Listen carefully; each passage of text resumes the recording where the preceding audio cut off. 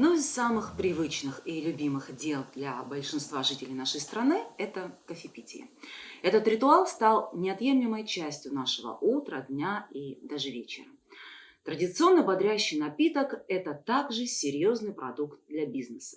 Кофе теперь не только варят и подают, а также его выпускают под местными абхазскими марками. О кофейном бизнесе и его совершенно новой современной интерпретации в нашем откровенном разговоре в программе «Гуардиола». Добрый вечер.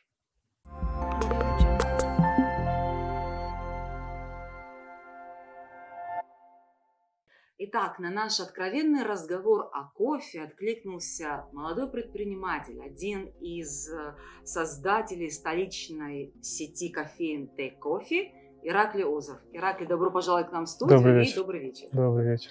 Ираклий, как я говорила выше, кофе – это такой вот, казалось бы, уже такая привычная, неотъемлемая от нашей жизни вещь, вот такой некий придаток многочисленных кафе, ресторанов в нашем городе и не только.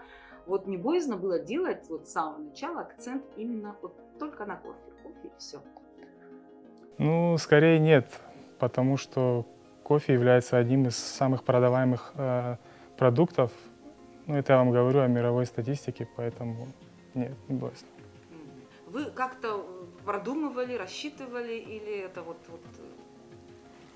с самого начала думали, что пойдет? Ну, нет, естественно, надо было попробовать, чтобы понять, пойдет ли это или нет. Но все произошло совершенно спонтанно. Мы долгое время жили в России, и там эта тенденция уже набирала обороты, да. И мы решили попробовать. Ну, вроде бы получается. Ну смотри, как сама вот родилась эта идея, вот поначалу вот эти кафешки в таком вот нетрадиционном понимании вот для большинства наших граждан. То есть это вот именно брать его с собой, пить на ходу и так далее. Все-таки вы надеялись на вот эту давнюю любовь к кофе наших жителей? Ну, опять же, повторюсь, это произошло спонтанно, но, естественно, любовь к кофе присутствует, и на это тоже была надежда. Но это все-таки новая тенденция, это что-то интересное, и мы были практически уверены, да, что людям понравится. Вот ты постоянно говоришь «мы», я хочу раскрыть скобки, сказать, что «мы» — это ты и твой старший брат. Да, мой родной старший брат, его зовут Давлет, мой компаньон. Вместе мы... Этот бизнес ваш вдвоем? Да. Вы вдвоем занимаетесь этим? Теперь немного расскажи, пожалуйста, о себе, ну, если можно, о своем брате, так как он нигде у нас не появляется, ни в репортажах, ни в студии. Он человек такой очень скромный, да, я как понимаю? Ну, есть такое, да. Да, и особо не любит перед камерой. Но я как поняла, и ты не особо любишь просто. Да, мы оба не любители этого дела, но иногда надо. Ну, немного вот о себе и о своем брате все-таки. Как, во-первых, откуда вы?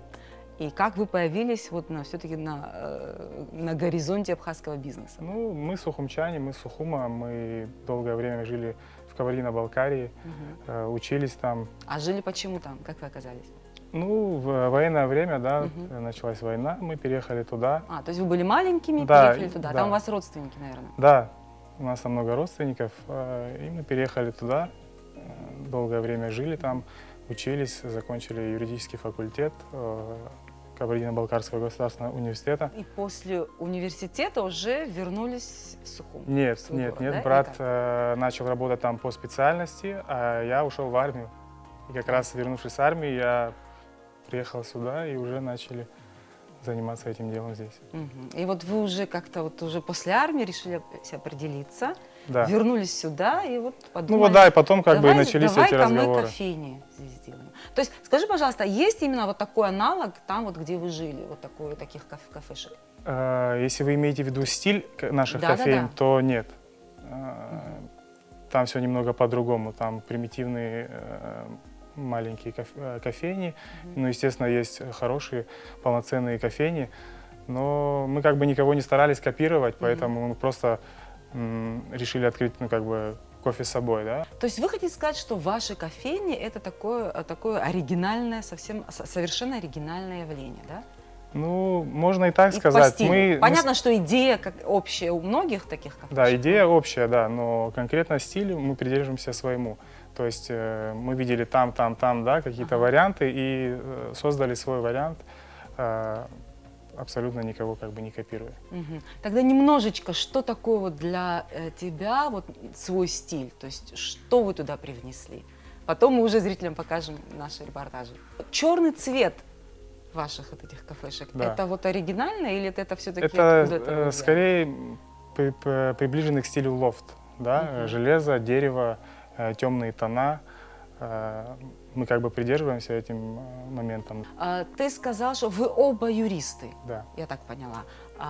Где-нибудь вам помогает эта ваша вот, профессия юриста? Где-нибудь? Ну, конкретно в кофейном бизнесе я бы не сказал, что она помогает нам, но есть моменты, связанные с какими-то документами, да, там, сделками, да, это да, помогает. Мгм. Но я как понимаю, по своей профессии ты не работал, ты не успел И поработать. я не успел поработать, но брат достаточно долгое время работал по профессии. Ну хорошо, а мы сейчас посмотрим репортажи. Забегая вперед, скажу, что у нас их 3. Ты любезно согласился с нами пройтись и показать по городу все свои кафешки и рассказать, что к чему. Итак, мы начинаем с первого репортажа, а потом продолжим наш разговор.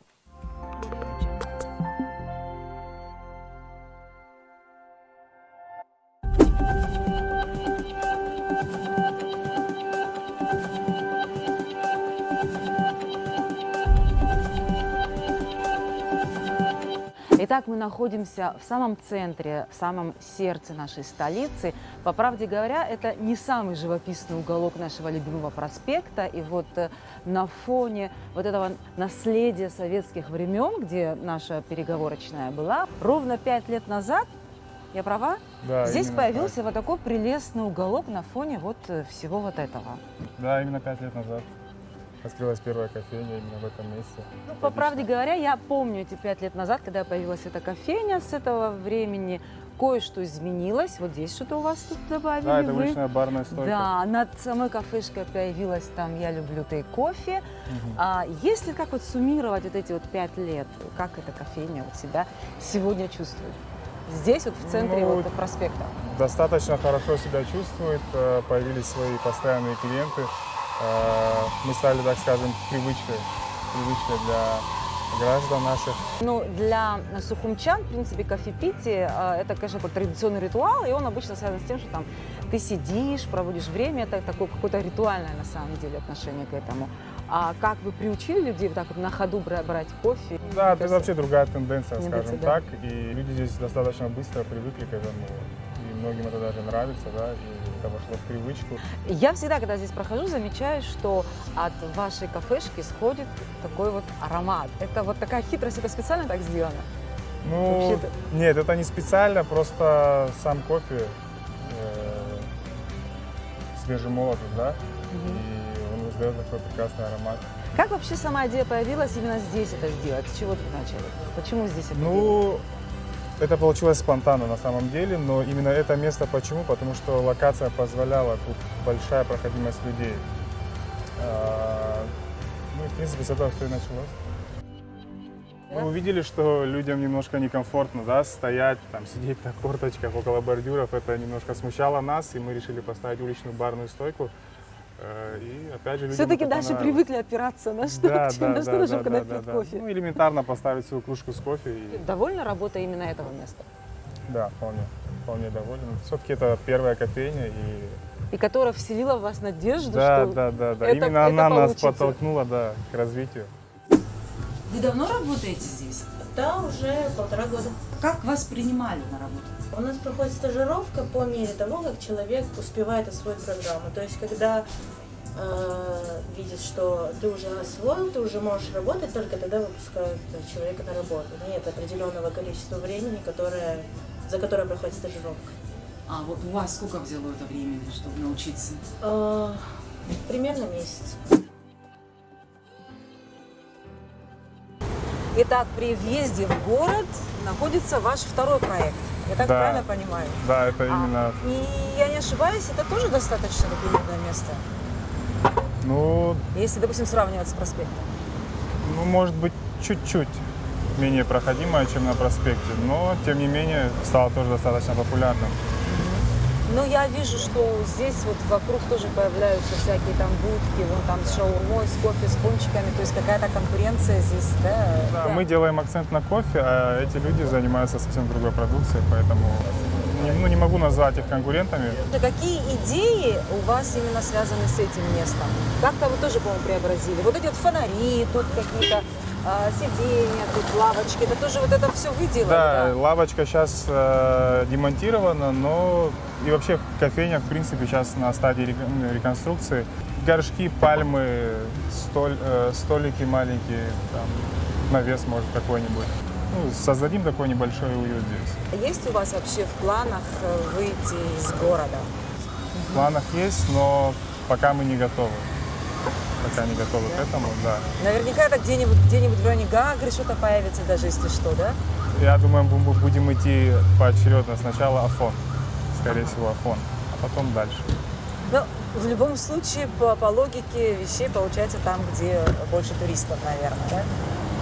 Ну, я бы так не сказал. Мы не делаем акцент на туристов, мы работаем для местной публики. Мы хотим больше радовать наших сухумчан, как говорится, наших граждан, да. А отдыхающие — это такое приятное дополнение. Вот есть же в каждом городе, в каждой стране именно те места, куда ходят местные. И Да. это бывает такое, вот, знаете, такое... Уверенно могу сказать, что это именно те места. Это именно те места. Это именно ваше место, Да. такой кофе.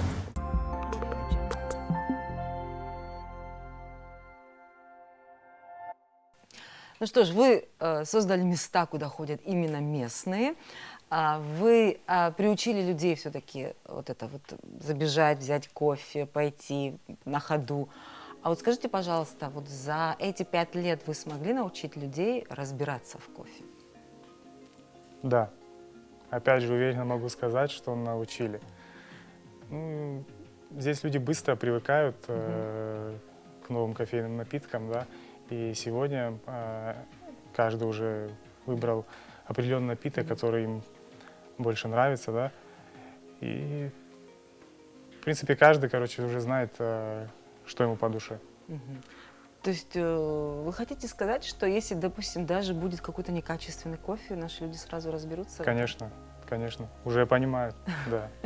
Хорошо. Какие были ваши вот первые годы? Так, если просто говорить, с какого капитала вы начинали? Можете раскрыть нам эти скобки? Ну, конкретно цифры я вам не могу сказать, но... Нет, не обязательно цифры, просто... Суммы были маленькие, первые годы было сложно. Ну, сами понимаете, да, новая тенденция, мы неопытные в этом деле. Ну, было сложно, достаточно сложно начинать.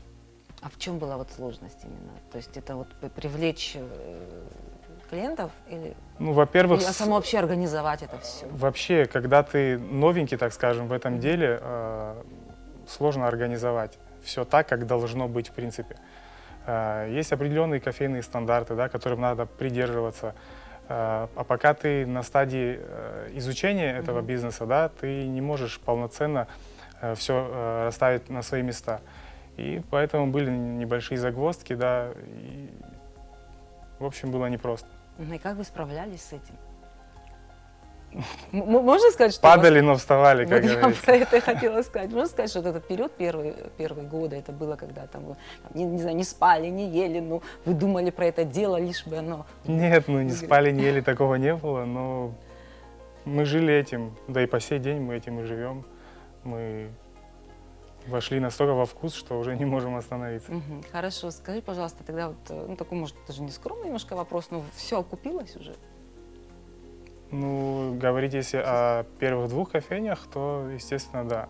Новая кофейня пока еще на стадии. Ну, мы о ней еще тоже поговорим.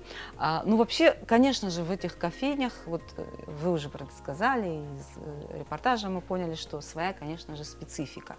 Вот чему учились вы, и где вы учились, и у кого, как? Ну, Все-таки это же новое, вот вы сами сказали, это надо да. было изучить, скорее Да. всего. Ну, Естественно, мы учились, естественно, мы ездили на кофейные выставки, мы общались с баристами, мы общались с обжарщиками кофе. Полностью вникали, то есть с самого начала, да, с азов, так скажем. Сначала научился брат, потом учился я, потом мы начали обучать барист, и сегодня это уже такой конвейер. Каждый бариста обучает друг друга, да, ну, новых барист, соответственно, под нашим чутким контролем.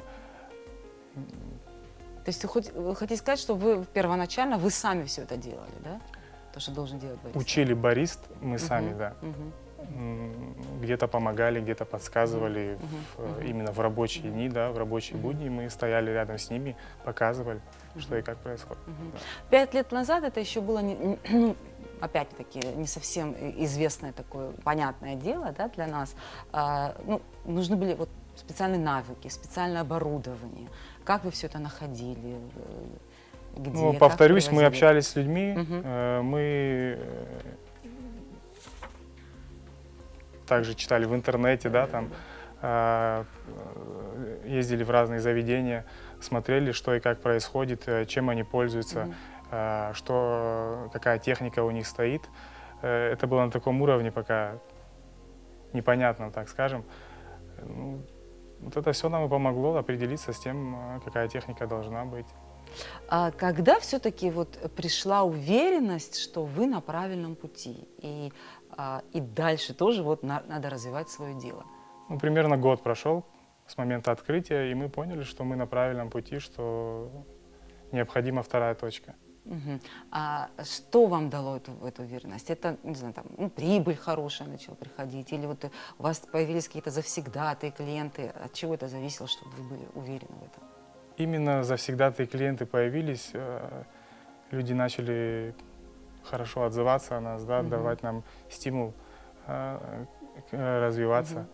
Уже в привычку вошло, да, это? Да, или что? скорее это привычка, стала привычка, да, людям понравился сам кофе, людям понравился процесс кофепития, да, людям стало, так скажем, удобно. Ваше заведение все-таки приходит почему? Вот это потому что что-то новое, или потому что это такое видели за пределами Абхазии, или это такое атмосферное такое место стало, и, как говорить по-современному, такое неплохое место для тусовки, или потому что именно вот отменный кофе. Вот что? Или это все компоненты вместе? Или их что-то можно выделить? Ну, знаете как, мы со своей стороны пытаемся создать все эти условия, которые вы сейчас продиктовали, да, и отмены кофе, и приятную атмосферу. И, соответственно, если у нас это получается, то это становится тусовочным местом. Теперь давайте поговорим на самом деле, о качестве кофе, раз уж мы заговорили. Для вас это вот самое главное? Естественно, качественный кофе, хорошие зерна – это самое главное, я считаю, для любой кофейни. А как и откуда оно попадает вот в ваши кофейни? С Эфиопии. Наш кофе идет экспортом с Эфиопии в Россию. В России он идет непосредственно к нашим обжарщикам. Они делают те смеси, которые нам необходимы, ту обжарку, которая нам необходима, и, соответственно, отправляют в Абхазию. То есть у вас вот уже есть какие-то договоры со всеми этими там, у нас договор с обжарщиками, да, поставщиками? но сам путь кофе мы знаем. А вот не было так вот за 5 лет такого соблазна, ну, купить там менее качественный кофе, там, ведь пока не все люди там в этом разбираются, а экономических трудностей в стране с каждым днем все больше в любом случае. Где-то там смухлевать. Честно говоря, соблазнов таких не было. Наоборот, мы улучшаем наше качество. Наоборот, мы стали брать премиальное зерно, так скажем. И, в общем, дурных мыслей у нас не было. Вы можете действительно сказать, что у вас вот лучший кофе в ваших кофейнях? Я не могу сказать, что у нас лучший кофе. И кофе невозможно назвать плохим. Просто каждый пьет кофе там, где ему нравится. А вы вообще противник нашего традиционного кофе по-восточному? Нет, конечно. Кофе по-восточному занимает свою нишу, мы заняли свою нишу. Мы всего лишь дали людям возможность разнообразить, да? А так это просто другой способ приготовления кофе. То есть две эти ниши не соприкасаются, вы не конкуренты друг Абсолютно. другу? Хорошо. А теперь мы продолжим наши репортажи. И вот совсем недавно, не недавно, в начале года, 2020 года, у вас открылось вот на набережной кафе, Да. которое стало очень быстро популярным. Вот про него и наш следующий репортаж.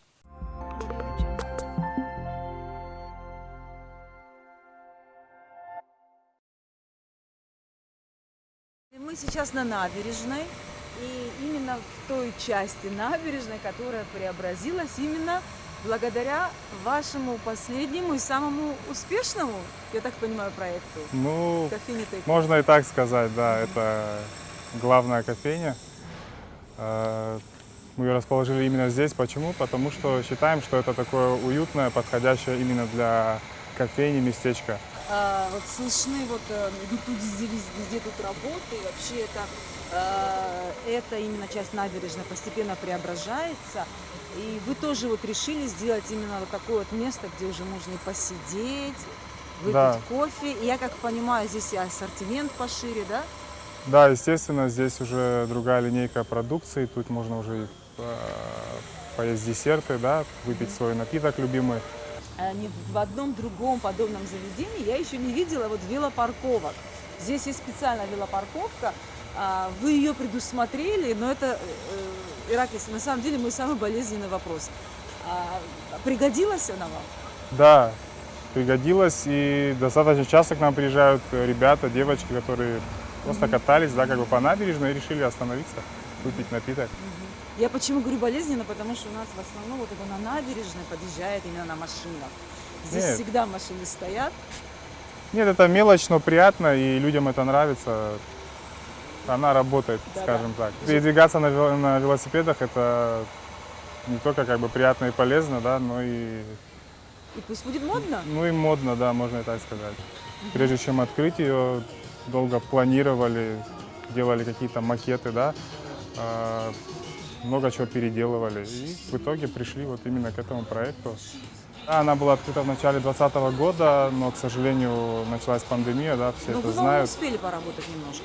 Буквально месяц мы успели поработать, да, только-только открылись, как говорится, да, и пришлось сразу же закрыться. Но это нам не помешало. Слава богу, на заведения начали открываться, и, соответственно, мы тоже открылись. И Как прошел летний сезон?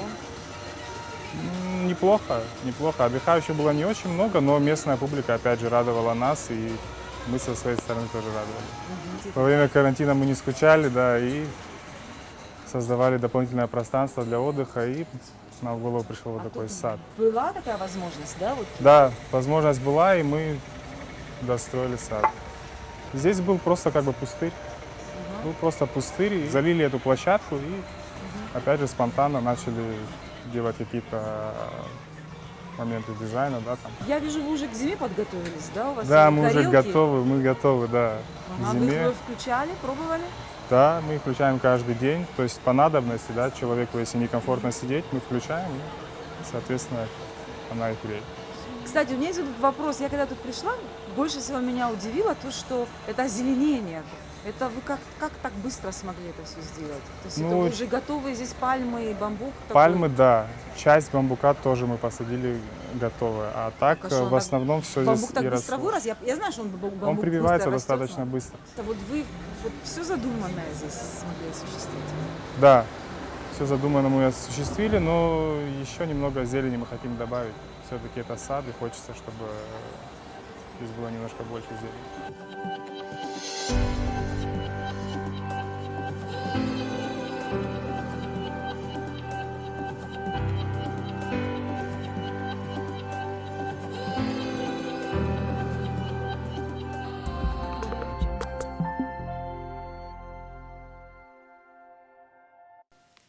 Ну что, сразу говорюсь, реально рядом там с вашей кофейней снимать было тяжело, потому что был постоянный шум от строек. Это к тому, что сейчас там, на самом деле, это место так очень обустраивается, идут строительные работы.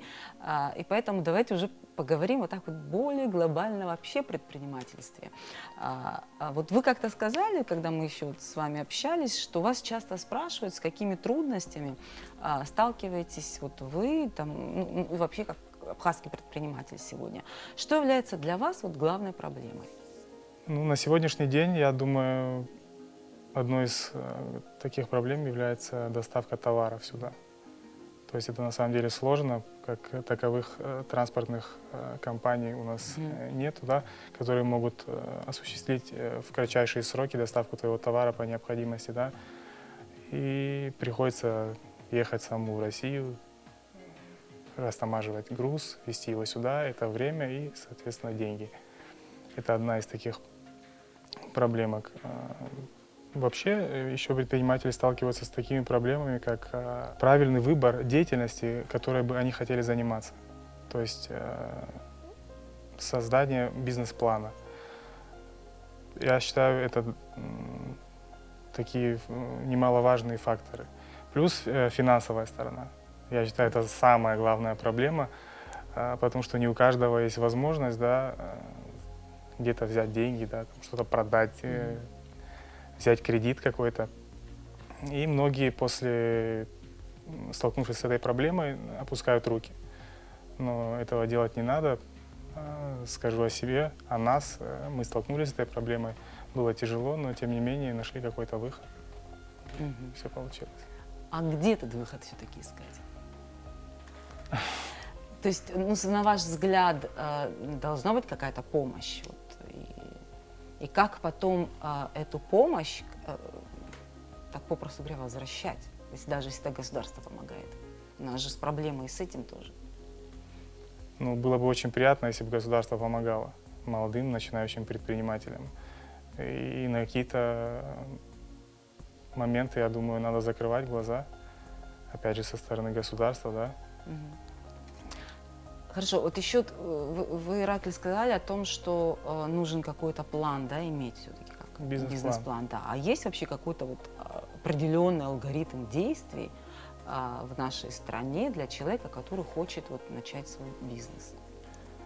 Вот какой он вот в нашей стране, с нашими реалиями? Алгоритм, ну конкретно, я не экономист, да, конкретных алгоритмов для начинающих бизнесменов я не могу сказать. Но мое личное мнение, да, в первую очередь надо определиться, каким видом деятельности ты будешь заниматься. Надо понять, надо ли это тебе или нет, уверен ли ты в том, что тебе это действительно хочется, так скажем, да. Вот ты начал с того, что вот эта логистика тоже одна из таких больших проблем, да, для наших бизнесменов. А скажи, вообще у нас вот возможно вообще что-то планировать, вот изучать там, не знаю, выгоду, целесообразность, риски и так далее, или все-таки в большинстве случаев приходится действовать вот, ну, как карта ляжет? Ну, планировать можно, надо просто понимать, что все новое, оно будет работать, потому что... Только потому, что это новое? Только потому, что это новое, только потому, что это как бы людям будет интересно. Соответственно, все зависит от каждого человека. Если ты вкладываешь все силы, да, ну, усилия, если ты хочешь быть первым, если ты хочешь быть лучшим в той или иной, в том или ином, да, роде бизнеса. Вот ты сказал, что новое, это вот, оно и так сработает, но оно сработает, ну, по мне, вот по моему мнению, все-таки на начальном этапе. Нет, не и так. Оно не, и так не сработает. Оно сработает, если ты подойдешь правильно к этому делу. То есть, опять же говорю, это зависит от тебя самого. То есть, если ты хочешь быть лучшим и первым, то ты будешь прикладывать все усилия к этому. То есть я правильно поняла? Новое – это хорошо, но там нужен правильный подход. Естественно, да. А вот успешный бизнес для тебя – это что? Это вот из чего он состоит, из каких слагаемых? Ну, для меня в первую очередь это правильно поставленные цели. И их достижение – это и есть успешный бизнес. Хорошо. Есть такие вот вещи, которые, ну, очень необходимы, без которых невозможно ничего сделать. А есть вещи, вот такие вещи, на которых вот, ну, не стоит на них тратить силы там, и время. Это, в принципе, это второстепенно. И как определить, где вот это главное, где все-таки второстепенно? Ну, наверное, самое главное – это быть настойчивым и не опускать руки. Я считаю так. Это самое главное, я думаю, в бизнесе. Там прибыль, да, там считать, сколько ты зарабатываешь в день, это все второстепенно, не надо жить одним днем, потому что сегодня у тебя может быть так, а завтра может быть все по-другому. Давай уже немного вот о набившем оскомину майнинге. А для некоторых это такой вот, ты уже засмеялся, не знаю, захочешь ты про это говорить или нет, но для некоторых это такое зло в абсолюте, для других это такая вот манна небесная, но большинство тех, которые занимаются майнингом, ну сейчас не будем о крупных игроках говорить, это все-таки представители твоего поколения. Это молодые люди, и соблазн зарабатывать ничего не делая, это он всегда был, есть и будет. Вот насколько это перспективно с предпринимательской точки зрения, вот, на твой взгляд? Не будем говорить о государственном подходе. Вот для предпринимателя насколько это перспективно? Ну, так скажем, я интересуюсь многими вещами и немного интересовался системой майнинга, да, криптовалют. Ну, да, действительно, соблазн заработать деньги, это великий там присутствует, но для меня майнинг — это такая денежная пирамида, которая может в любой день провалиться, да, и поэтому рассчитывать как на стабильный доход, да, на основную твою прибыль, на основное твое занятие, да, не стоит. Ну, мне так кажется. Это приятная подпитка, да, приятный бонус к общему своему заработку, да, ну, как бы я не могу этого отрицать. Но, не знаю, мы, допустим, привыкли заниматься более реальными вещами, и кофе, как говорится, будет продаваться годами, да, а майнинг неизвестно, когда рухнет. Абсолютно исчерпывающий ответ, я даже ничего не добавлю. Вернемся давай к тейк-кофе. Вам, я как понимаю, все-таки нравится то, чем вы сейчас занимаетесь. Раз ты сказал, что альтернатива всегда есть, твердо стоять на ногах, допустим, альтернативному майнингу, это заниматься своим делом. Все-таки это вот то дело, оно вам сейчас нравится, я так понимаю. И что именно вот в этом деле приносит вам удовольствие? На самом деле, я уже не вижу ни себя, ни брата, да, без этого дела. Приносит это нам огромное удовольствие. Я считаю, каждый человек, который занимается любимым делом, он счастливый человек. А вот выше ты сказал, что прибыль, там это все, когда мы говорили об алгоритме действий и о том, что второстепенно главное, ты сказал, что это как бы более-менее так второстепенно все-таки. А вот как ты относишься к деньгам? Насколько все-таки это вот важно в нашей жизни? Вот твое отношение. Ну, деньги на сегодняшний день все прекрасно понимают, что немаловажный фактор. Без них сегодня ничего не будет происходить. Но гнаться за ними, убиваться за деньги не стоит, потому что это сегодня они есть, завтра их нет. Как-то так. Приятно слышать такие вещи от молодого человека.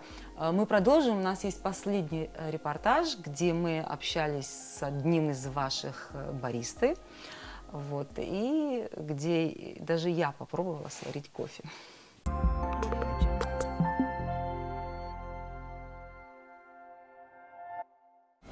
Итак, мы в одном из самых популярных мест и кофейн нашего города. И с разрешения его хозяина я могу здесь тоже попробовать сварить кофе.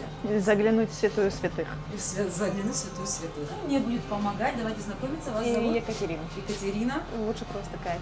Хорошо, Катя. Вы сами давно работаете?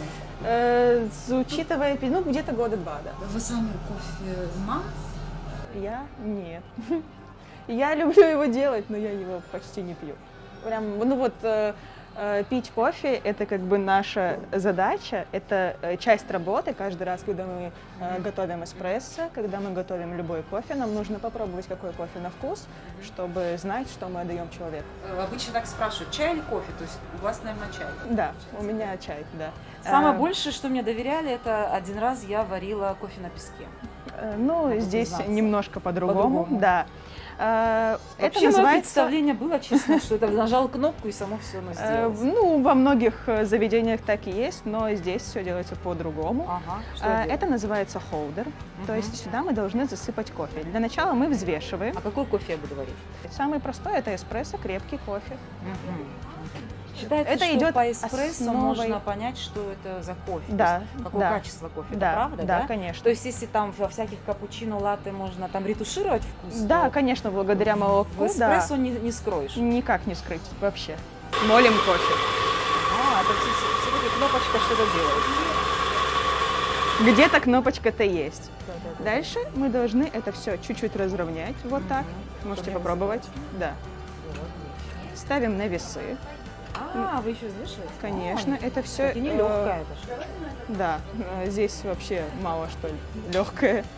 То есть у нас идет определенная граммовка. То есть с утра мы приходим сюда Сколько здесь должно быть? 19,6. 6-7, Вот вот вы так. прямо должны 19,6 прямо До отмерить? грамма, да. Иначе не выйдет. Это все должно затемпероваться. То есть, нет, вот сюда вот поставьте, вот так, да.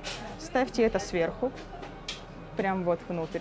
Тоже тяжелая штучка. Утрамбоваться должно? Да, это все должно утрамбоваться. Ага. То есть все это ставится. Боже, маленький эспрессо, столько Да. манипуляций. А вы что думали? Это сама уже непосредственно кофемашина. Так, и что, под нее надо? Это О, делается цепляется.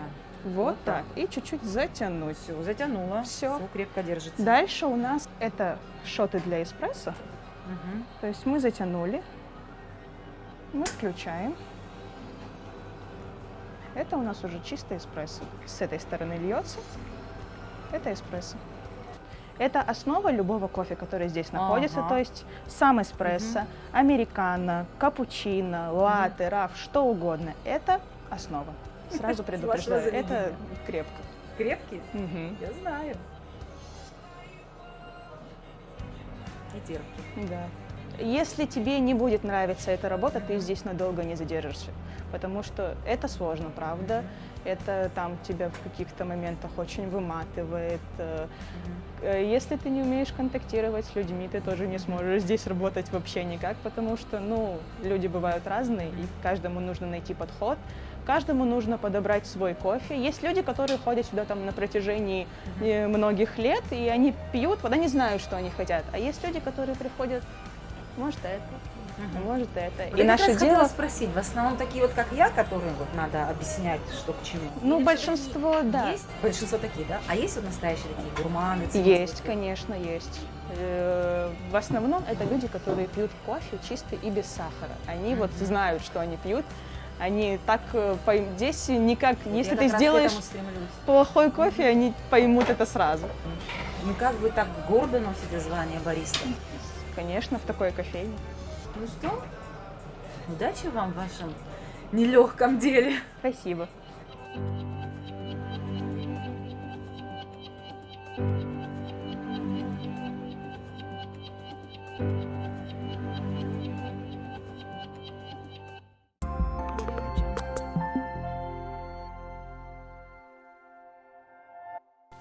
Ну что, чудесная Катя помогла мне сварить первый в моей жизни эспрессо. Поговорим давайте о персонале. Таким вот, как я имею в виду, конечно, возраст сразу вообще светит поработать в кофейне? Скажем так, Откровенно. откровенно говоря, да, Да или нет? мы привлекаем молодых людей. Мгм. Я не хочу никого обидеть, Мгм, никого мгм, задевать, мгм. но мне кажется, что молодые люди, работающие в таких заведениях, тратят очень большое количество энергии. Они должны быть, Мгм. как говорится, очень энергичными, да, чтобы выполнять свою работу. Они стоят на ногах 10-12 часов, и поэтому, мне кажется, они будут лучше с этой работой справляться. Ну, это так, по-моему, принято, да? Вот и здесь, и за рубежом. Вообще, да, и здесь, и за границей, рубежом да. работают в В основном кофейнях молодые люди. Да. Вообще наш народ обучаем? Обучаем, да. Просто у человека должно быть желание, как бы по Мгм. общению, да, Мгм. когда человек приходит, устраивается на работу, по общению уже понятно, нужно ли ему это действительно, или он просто хочет подзаработать денег. У человека должен быть, в первую очередь, интерес к этой работе, да, желание развиваться, потому что это не так просто прийти, сварить кофе, да, получить свои деньги. Такого не будет. Текучка большая вообще у вас? Достаточно. Достаточно большая. Мгм. А есть люди, которые вот уже в вашей кофейне 5 лет, вот уже 5 лет работают у вас? Нет, таких людей нету. есть 2-2,5 года. Мгм. Вот я как раз об этом хотела поговорить. Что дает ребятам, которые к вам приходят, эта работа? Все-таки понятно, что они там не навсегда баристы, не навсегда варят кофе. Это, наверное, все-таки какой-то этап, да, в их жизни. Это где-то им помогает все-таки. Ну, я думаю, да. Потому что, во-первых, они становятся такими психологами Мгм. в какой-то мере.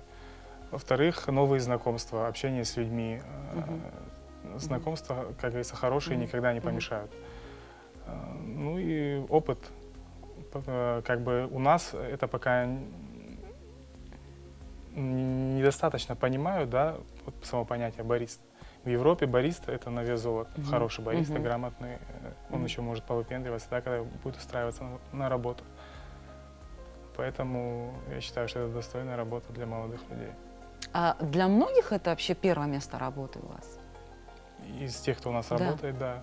Для Да. многих, да? То есть вот я потом с вас и начинают очень многие, да, свой такой Да, путь да. деятельности своей. 5 лет вашему делу, мы уже про это говорили, такой маленький юбилей. А каким вот вы видите себя и свой бизнес вот через 10 лет, когда вам будет 10 лет? Ну, наверное, Можете так заглянуть вперед?